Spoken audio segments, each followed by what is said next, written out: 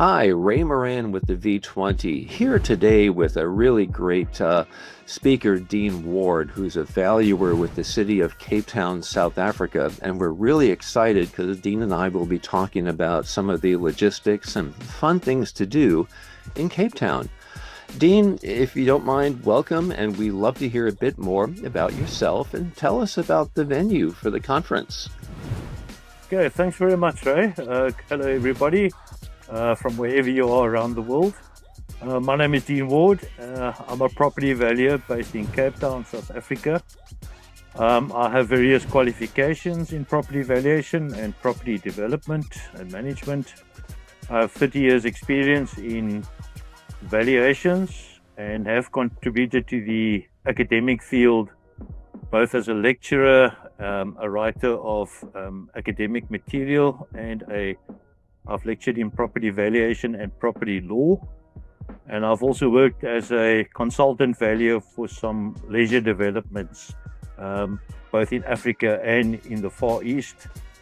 And I have started presenting papers on my new subject for the future, which is climate change and the effects on real estate valuation in South Africa. Just on about the venue for the conference in September is the CTICC, or the Cape Town International Convention Centre, which is South Africa's premier conference venue. It's situated close to our world famous V&A waterfront, Victoria and Albert waterfront. It's about 19 kilometers, or for those who are not on the metric system, it's about 11 miles from Cape Town International Airport. So the Cape Town International Convention Centre is where the conference will be held over the 2-day period.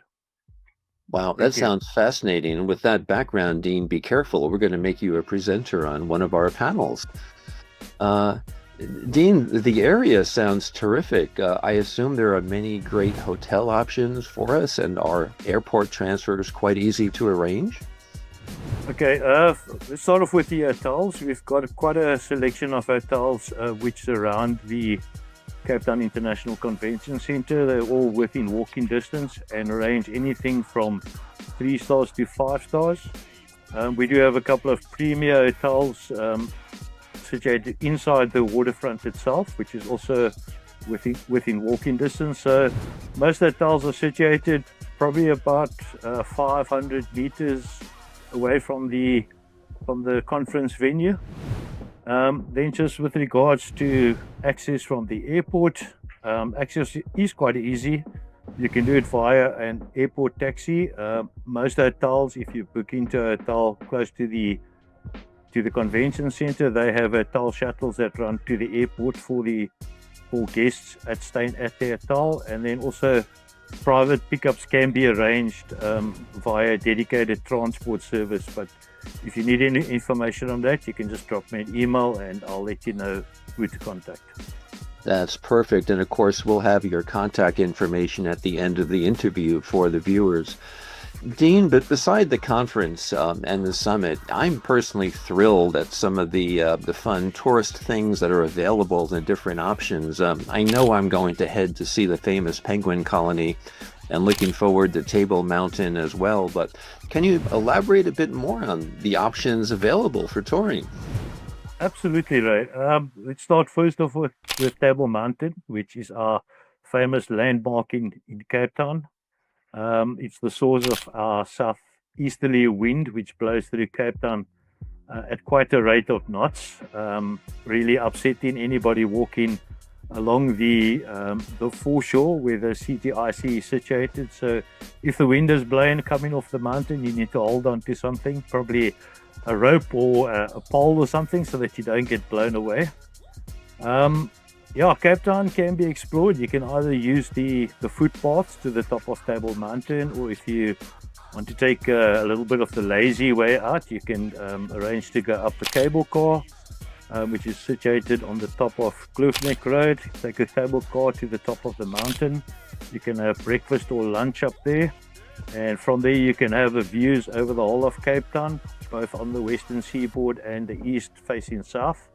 So that is a good day trip. Then also, just with reference to our penguin colony, which is situated in Simonstown, which is about 30 kilometers out of Cape Town. If you're staying in a hotel, they can usually just arrange those types of excursions for you down to the penguin colony.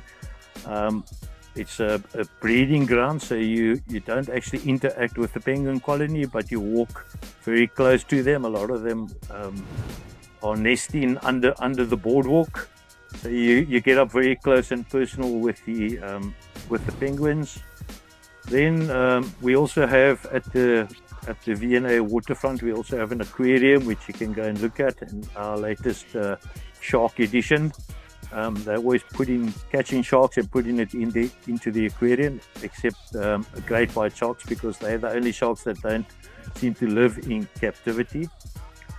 And then just if you'd like to do some wine tasting, there is a place in Cape Town, in Tamboeskloof, which is a wine tasting venue where they grow grapes to make wine on the slopes of Signal Hill. But if you'd like a full day wine tasting excursion, you can go out, book yourself a tour, go out to Stellenbosch, visit a few famous wine farms. You can purchase some wine there. They're very happy to ship it back to wherever you come from around the world. And then for those of you who are a little bit more adventurous and want to do a little bit of a safari, there is a game reserve in Cape Town where you can see the Big Five, which is about 2 hours out of Cape Town. Again, something that you can arrange through your hotel. Unfortunately, if you go to the game reserve, it's an overnight accommodation, because you cannot see everything there in one day, and they have the Big Five there. So the Big Five wild animals you can see at the game reserve. Wow, that all sounds amazing, and particularly the vineyards. Dean, I love a good meal. So what should I be looking for local cuisine and favorite local foods? Well, Ray, I'm also one for a good meal, always. You can try our famous bobotie and samosas, which is made in Cape Town. A lot of restaurants stock it. A lot of the local takeaways also stock our food, which is the basic takeaway that most people in Cape Town eat on a daily basis. If you are looking for some fine dining, there are some good fine dining restaurants in the V&A waterfront. You can do some fine dining on a yacht. You can do some fine dining at a hotel or restaurant. So there are a lot of options for very fine dining with some of the world top ranked chefs.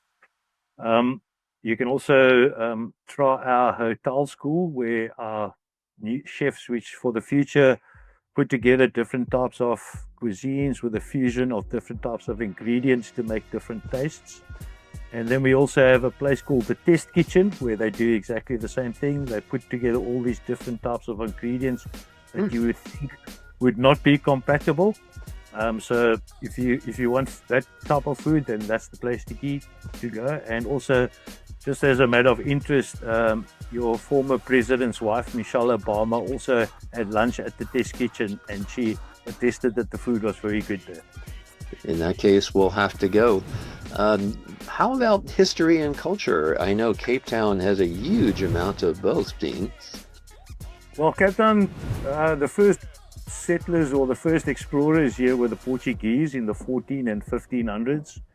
And then I don't know if you're aware, but then the Dutch came here in 1652 and established a refreshment station for their passing ships that were going to the east to get spices that weren't available in Europe at the time. And Cape Town has basically grown from 1652 all the way up to 2025. The population has grown, the Cape Town itself has grown. Cape Town also has the South Africa's oldest building, which was built in 1679, which is the shape, which is called the Castle in Cape Town, which has 5 bastions named after some places up in Holland. So that's a good place to explore.